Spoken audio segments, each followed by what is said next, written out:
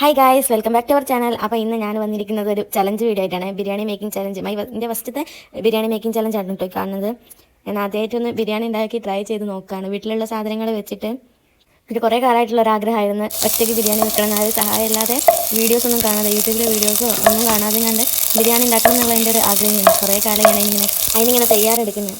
അധികം വീട്ടിൽ ബിരിയാണിക്ക് സാധനം ഉണ്ടാവലില്ല. എന്തെങ്കിലും അത്യാവശ്യത്തിന് വാങ്ങും, കഴിഞ്ഞാൽ തീരും. അങ്ങനെ തോനും വേണ്ട ഉണ്ടാക്കില്ല. ആദ്യമായിട്ട് ഞാൻ ട്രൈ ചെയ്തൊക്കെ ആയിരിച്ചു. വീട്ടിലുള്ള സാധനങ്ങളൊക്കെ വെച്ചിട്ട് അങ്ങനെ ട്രൈ ചെയ്യാൻ നോക്കിയതാണ്. വീട്ടിലാരും ഇല്ലാത്തപ്പോൾ ട്രൈ ചെയ്യണമെന്നല്ലേ, അല്ലെങ്കിൽ ഒന്നായി കൊളാവുമല്ലോ, ഉറപ്പല്ലേ.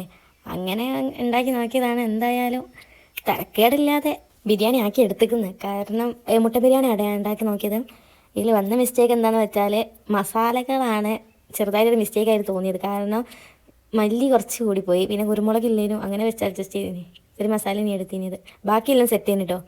ഇനി ഈ ബിരിയാണി കണ്ടിട്ട് തിന്നാൻ പറ്റുമോ എന്നൊക്കെ ചോദിക്കുന്നവരോട് ഞാൻ നല്ല ടേസ്റ്റിൽ തന്നെ ഉണ്ടായിരുന്നു. എനിക്ക് അത്രയും ഇഷ്ടപ്പെട്ടതാണ്. കാരണം ഫസ്റ്റ് ബിരിയാണി ഉണ്ടാക്കുമ്പോൾ ചെറിയ ചെറിയ കുഴപ്പങ്ങളൊക്കെ ഉണ്ടാവുമല്ലോ. അങ്ങനെ വെച്ച് നോക്കുകയാണെങ്കിൽ എൻ്റെ ബിരിയാണി അടിപൊളിയാണെന്ന് എനിക്ക് പറയാൻ കഴിയും. ഇനി അടുത്തത് ഉണ്ടാക്കുമ്പോൾ എന്തായാലും നല്ല ടേസ്റ്റിൽ ഉണ്ടാവുള്ളൂ. കാരണം എന്താ വെച്ചാൽ ഇപ്രാവശ്യത്തെ വെച്ച് നോക്കുകയാണെങ്കിൽ സാധനങ്ങളൊക്കെ സെറ്റാക്കിയിട്ടേ ഉണ്ടാക്കുള്ളൂ. പിന്നെ ചിക്കൻ ബിരിയാണിയാണ് ഇനി ഞാൻ ഉണ്ടാക്കാൻ ആഗ്രഹിക്കുന്നത്. ചിക്കനോ അല്ലെങ്കിൽ ബീഫോ.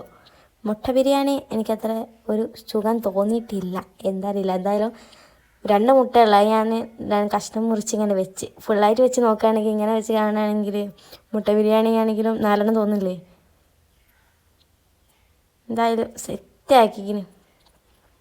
നിങ്ങളിതുപോലെ ഒറ്റയ്ക്ക് വെക്കുമ്പോൾ എന്തെങ്കിലും ഇങ്ങനെ ട്രൈ ചെയ്ത് നോക്കിയിട്ടുണ്ടെങ്കിൽ കമൻറ്റ് ചെയ്യണം. അതുപോലെ തന്നെ വീഡിയോ ഇഷ്ടപ്പെട്ടാൽ ലൈക്ക് ചെയ്യുക, ഷെയർ ചെയ്യുക, സബ്സ്ക്രൈബ് ചെയ്യുക. ഇതുപോലത്തെ മറ്റൊരു വീഡിയോയുമായിട്ട് നമുക്ക് വീണ്ടും കാണാം. പിന്നെ തിന്നാൻ പറ്റുമെന്ന് ചോദിച്ചോലോട്. ഈ പൂച്ച വരെ തിന്നിട്ടുണ്ട് ഫുഡ്, അതുകൊണ്ട് ആർക്കും ധൈര്യമായിട്ട് കഴിക്കാം. അപ്പോൾ thank you for watching. Bye.